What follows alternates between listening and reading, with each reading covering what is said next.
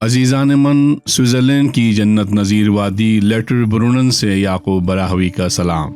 यहाँ की ग्लेशियर का साफ़ और शफाफ पानी, रक़्स करती नदी और नाले और दिल मोल लेने वाले आबशारें देखकर जी चाह रहा है कि रात भर पहाड़ी के दामन में बैठकर सितारों की गिनती करता रहूं।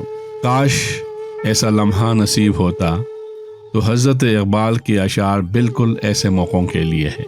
हो हाथ का सिराना, सब्ज़े का हो बिछोना, शर्माए जिसे जलवत खलवत में वो अदा हो। पिछले पहर की कोयल वो सुबह की मुअज़्ज़िन, मैं उसका हमनवा हूँ, वो मेरी हमनवा हो। मगर क्या करें साहब, मेरे दो साथी और हमारी सवारी भी साथ है। शाम होने को है, इसलिए वक़्त से पहले कूच करना ही बेहतर है। लोग भी नीचे वापसी की तरफ बढ़ रहे हैं। दूर दराज से आए हुए परिंदे झुंड की सूरत में रक़्स करते हुए वापस जा रहे हैं, जबकि मकामी परिंदे इख्तितामी नगमा सुनाते हुए अपने अपने घोंसलों की तरफ प्रवास कर रहे हैं।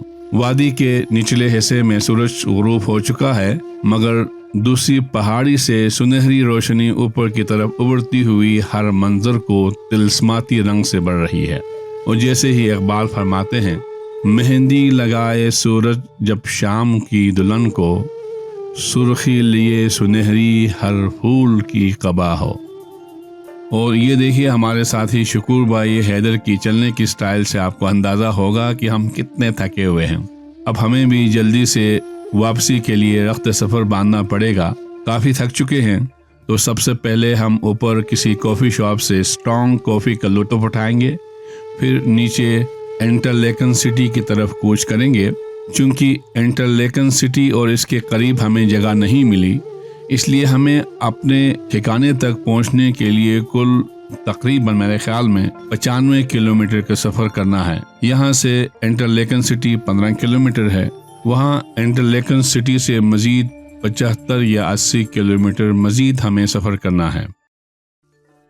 अजीज़ान, एक दिलचस्प मालूमात भी आपके साथ शेयर करता चलूँ। वो सामने पहाड़ी जिस पर छोटे छोटे खेत जैसी नज़र आ रही हैं, दरअसल बर्फानी तोदों से बचाव के लिए बनाई गई हिफाजती बाड़े हैं।